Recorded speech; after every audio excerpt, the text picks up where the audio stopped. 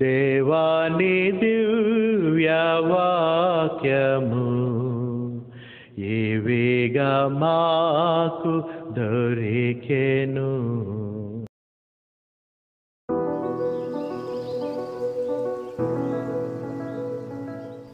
So మన నిరీక్షణ అంతా ఏంటన్నమాట? ఇప్పుడు నీ హోప్ అంతా ఏంటి? మన హోప్ అంతా ఏంటి? ఇప్పుడు దీన్ని విన్నదాని ప్రకారం మనం క్రీస్తు రూపంలోకి ఆ నిరీక్షణ కలిగి ఉండాలన్నమాట. నాకు నిరీక్షణ ఉందండి, నీకు ఇది నిరీక్షణ ఉందండి, ఈ విషయంలో నాకు నిరీక్షణ ఉందండి అంటాం. నీవు ఉండవలసిన నిరీక్షణ ఏమని చెప్తున్నాడంటే దేవుడు నిరీక్షణ అనేటువంటి దాని యొక్క మార్పు ఏంటంటున్నాడంటే క్రీస్తు రూపములోకి మార్చబడుటనే the bottom line key statement ఏంటంటే నిరీక్షణ ఆయన రూపం. ఇదే మనం గమనించుకోవాల్సింది. ఇది ఎప్పుడైతే మనం చేయగలుగుతామో, ఆ నిరీక్షణ ఎప్పుడైతే మనం కలుగుతామో, ఇది పాత నిబంధన అయితే మన పాపాలను క్షమించదు, కానీ నిరీక్షణ కలిగే క్రీస్తులోకి మారు మనసు పొంది బాప్తిసం ద్వారా మనం మార్చబడతామో అప్పుడే మనం రక్షణలోకి మన యొక్క జర్నీని, మన యొక్క జీవిత ప్రయాణాన్ని ప్రారంభించినట్టే నిత్యలోకానికి. అందుకే మారు మనస్సు అనేది నిరీక్షణకి ఒక భాగం. నువ్వు నిరీక్షణ జీవితంలో ప్రయాణం చేయాలంటే మనం మారు మనస్సు అనేటువంటి దానిలోకి మనం వెళ్ళాలి. దీన్ని మనం గమనించుకుని మన జీవితాలలో ఈ యొక్క మార్పుని గురించి మనము ఆలోచన చేయాలి. ఎలాంటి పరిస్థితిలో ఉంది ఈ లోకం? ఎలాంటి పరిస్థితిలోకి వెళ్ళాలి ఈ లోకం? మార్పు.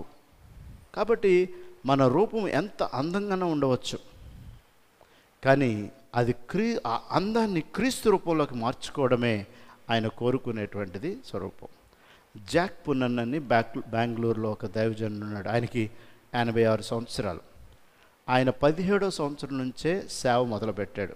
ఇప్పటికి ఆయనకి 86 సంవత్సరాలు. జాక్ పున్నన్ గారికి స్త్రీలు ఆభరణాలు వేసుకుని రావడం ఆయనకి ఎందుకో ఇష్టం ఉండేది కాదు. సో ఆయన బోధలన్నీ ప్రారంభ దశలో స్త్రీలు ఆభరణాలు వేసుకుని దేవుని రాకూడదనే దాని మీదే బోధించేవాడంట. ఆయన ఒక 25 సంవత్సరాలు సేవ చేశాక ఒక స్త్రీ చర్చికి రావడం మొదలుపెట్టింది. ఆమెకి ఎంత చెప్పినా కూడా నేనైతే ఆభరణాలు తీయను, ఈ విధంగానే వస్తాను అని చెప్తే ఈయన ఆటంకపరచలేక అంగీకరించాడంట. అలాగే ఆమె చర్చ్కి చాలా గ్రేషియస్గా, చాలా సంతోషంగా ఉండేది. చాలా ఆభరణాలు వేసుకునేది, రకరకాల రంగులు పూసుకునేది, రకరకాల హెయిర్ బ్యాండ్స్, బ్యాంగిల్స్, జిగేల్ అలంకరణలతో వస్తూ ఉండేది. ఈయనకేమో సంఘంలో లీడ్ వచ్చేది కాదు, ఆమె వచ్చేదాన్ని బట్టి. ఆమె కొన్ని సంవత్సరాలు అయిన తర్వాత బాప్తిసం తీసుకుంటానని అడిగిందంట. ఈయనకి మనసుకి బాప్తిసం ఇవ్వడానికి అంగీకారం అంగీకారం రాక ఆయన ఏం చేశాడు, ఏంటి ప్రభా, నేనేమో బాప్తిసం ఇవ్వడానికి నేను అంగీకరించట్లా, ఈమె రూపం అలంకరణ వచ్చే విధానం చూస్తే నాకు బాప్తిసం ఇవ్వబుద్ధి అవ్వట్లేదని ప్రార్థన చేయడం మొదలుపెట్టాడు. ఒకరోజు ఖాళీగా ప్రయాణం చేస్తూ ఇదే ఆలోచిస్తున్నాడు. అడుగుతుంది, నేను ఇవ్వట్లేదు, నాకు అంగీకారం రాట్లా అని చెప్పంటే ఆయన మనసులోకి వచ్చి దేవుడిగా ఉన్నటువంటి ఆయనకి ఆటంకం లేనప్పుడు నేనెందుకు ఆటంకం పరచాలి? ఆమె అడుగుతుంది కదా. నాకెందుకో మనసుకి ఇదే స్త్రీ దేవుని దగ్గరికి వస్తే ఆయన ఆటంకపడ్డా కదా, నేనెందుకు ఆటంకపడుతున్నాను అనుకుని 6 నెలల తర్వాత బాప్తిసం ఇచ్చాడంట. ఇచ్చిన తర్వాత ఆమె పై అలంకరణ మారలేదు, కానీ ఆమె యొక్క పరిచర్య విధానాన్ని నిన్ను చూస్తూ దేవునిలో మురిసిపోవడం మొదలుపెట్టాడంట. She's the best counselling intelligent అంట. చర్చిలో ఎవరికి వచ్చినా తెలియకుండా సంఘంలో ఉన్న స్త్రీలు, యవన బిడ్డలు ఆవిడ దగ్గరికి వెళ్తున్నారంట. ఆవిడ బోధించే విధానం, బైబిల్లో ఉన్న వాక్యాలు ఆమె సంబోధించే విధానం, వాక్యం నుంచి యవనస్తులు మార్చే విధానం చూస్తూ ఉంటుంటే ఈయనకి ఆశ్చర్యమైందంట. ఇంకా కొంతకాలం అయ్యేటప్పటికి ఈయనకి ఎప్పుడన్నా డౌన్ అయితే భార్య భర్తలు ఇద్దరు ఆవిడ దగ్గరికే వెళ్ళి సమస్యలు చెప్పడం మొదలుపెట్టారంట. ఆవిడ నా సంతోషం నాది, కానీ నా దేవునిలో స్థానం అని చెప్పి ఆమె Bible classes for young girls తీసుకుంటుంటే చర్చి యూత్తో 2000 మంది అయిపోయిందంట. సో కొన్నిసార్లు మనకు ఆటంకాలు అవ్వచ్చు, కానీ ఆమెలో చూచే రూపం దేవుడు క్రీస్తు రూపంగా ఆవిడ్ని మార్చాడు. నాకు 86 సంవత్సరాలకు వచ్చిన తర్వాత దేవా ఆమెనే ఇంకొక 10 సంవత్సరాల క్రితం నా సంఘానికి పంపించుంటే ఎలా ఉండేది అని చెప్పి ప్రార్థన మొదలుపెట్టాడండి. See, image of God is important then బాహ్య రూపాన్ని చూడ్డైన అంతరంగాన్నే చూస్తాడు. ఈ క్రైస్తవ రూపాన్ని మనం ఆలోచించినప్పుడు ఆయన ఏమంటాడంటే, ఆయనకి కావాల్సింది, దేవునికి కావాల్సింది క్రీస్తు ఇమేజ్లోకి మారడం అంటే మీ ముఖంలో యేసు క్రీస్తు అంతలాంటి చర్మం, ఆయన లాంటి జుట్టు, ఈ రూపం గురించి ఆయన మాట్లాడట. నీ అంతరంగ పురుషుడు దినదినాభివృద్ధి చెందడం, అది ఆయనకు కావాల్సింది. నీ అంతరంగ పురుషుడు ఆ ఇమేజ్లోకి మారడం. నీ బాహ్య రూపాన్ని ఆయన పట్టించుకోడు, ఆయనకు అది విలువ కాదు. కాబట్టి దినదినము నా అంతరంగ పురుషుడు బలపరచబడుతున్నాడు అనేదే స్వతంత్రత, మన స్వతంత్రత.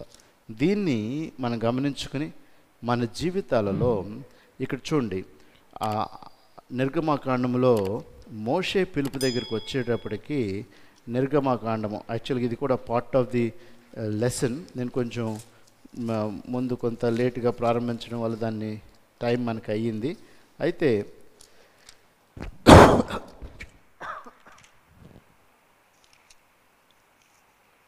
మన దేవుడు ఏ విధంగా తన బిడ్డల్ని లేవనెత్తుతాడో చూస్తూ ఉంటుంటే 3వ అధ్యాయంలో మోషే గురించి చెబుతూ, ఈ మోషే దేవుని విషయంలో చూస్తూ, మరి మిద్యాను యాజకుడైన యిత్రో అను తన మామ మందలు మేపుతూ ఉన్నాడు. అక్కడి నుంచి కొంచెం ముందుకు వచ్చాక కాలిపోయిన మరి పొద దగ్గరికి, కాలిపోలేదు కానీ ఆ పొద దగ్గరికి, మండుచున్న పొద దగ్గరికి నడిపించబడ్డం. అక్కడికి వచ్చిన తర్వాత మోషేతో దేవుడు ఏమంటున్నాడంటే, మరియు ఆయన నీ తండ్రి దేవుడను, అబ్రహాము దేవుడను, ఇస్సాకు దేవుడను, యాకోబు దేవుడను అని చెప్పగా మోషే తన ముఖమును కప్పుకొని దేవుని వైపు చూడ నిలిచారు. ఎప్పుడైతే నీ తండ్రి దేవుడును, నీ అబ్రహాము దేవుడను, నీ ఇస్సాకు దేవుడను, నీ యాకోబు దేవుడను అని చెప్పగా, మోషేకి ఎంతమంది జ్ఞాపకం చేయవలసిన పని ఏంటి? పలానా వాళ్ళ తండ్రిని, మోషే తండ్రిని, అబ్రహాము తండ్రిని, ఇస్సాకు తండ్రిని, యాకోబు తండ్రిని అని ఎందుకు చెప్పాలి? దాని స్టార్టింగే నీ తండ్రి దేవుడిని మోషేకి. మనకు బైబిల్లో ఎక్కడా కూడా మోషే తల్లి గురించి రాయబడింది కానీ తండ్రి పేరు ఎక్కడా రాయబడలా. తరువాత ఫరో కుమార్తె దగ్గరికి వెళ్ళిన తర్వాత ఫరో కుమార్తె పేరు గురించి చెప్పబడింది కానీ ఫరో కుమార్తె యొక్క భర్త పేరు రాయబడి, అక్కడ పెంచుకున్న తండ్రి పేరు లేదు, కన్న తల్లి తండ్రి పేరు లేదు. పేరు లేని మోషేకి ఏమని అభయం ఇస్తున్నాడంటే దేవుడు, నీ తండ్రి దేవుణ్ణి అంటున్నాడు. నీకు సైలెంట్, నీ జీవితంలో నీకు తండ్రి సైలెంట్, నిశ్శబ్దం నీ జీవితంలో తండ్రి, కానీ నీ తండ్రికి నేను దేవుణ్ణి అని చెప్తున్నాడు. అబ్రహాము ఓర్పు లేనటువంటి వ్యక్తి, అలాంటి ఓర్పు లేనటువంటి వ్యక్తి అయినటువంటి అబ్రహాముకి నేను దేవుణ్ణి. ఇస్సాకు పార్షియాలిటీ చూపించాడు బిడ్డల్లో, పార్షియాలిటీ చూపించినటువంటి నా బిడ్డ అయినటువంటి ఇస్సాకుకి నేను దేవుణ్ణి. యాకోబు పిట్ఫాల్, ఎక్కడో పడేశారు అన్నలు, కానీ ఉన్నతమైన స్థలానికి పెంచినటువంటి యాకోబు దేవుణ్ణి. మోషే నీ తండ్రి దేవుణ్ణి అనగానే మోషే ఏం చేయడం మొదలుపెట్టాడు? కొంచెం తేల్చి తన ఆశ ఏంటో అది తెలియపరిచే కొద్దీ చూడాలి అనే ఆశతోటి మోషే ఉన్నాడు.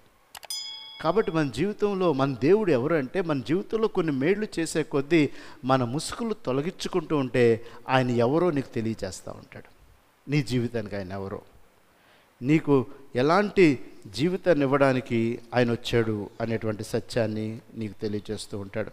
కాబట్టి మన జీవితంలో మన యొక్క హృదయాలు, మన యొక్క తలంపులు, మన యొక్క ఆలోచనలు మనం ఇక జీవించేవాళ్ళం మనం కాదు, మనలో జీవించేది క్రీస్తే. ఆ సత్యములోకి మనం వెళ్తూ దేవునిలో ముందుకు వెళ్ళి ముసుగు తీసినటువంటి జీవితంలోకి మనం మార్చబడాలని చెప్పి కోరుతూ నా మాటలు ముగిస్తున్నాను. దేవుడు మిమ్మల్ని దీవించును గాక.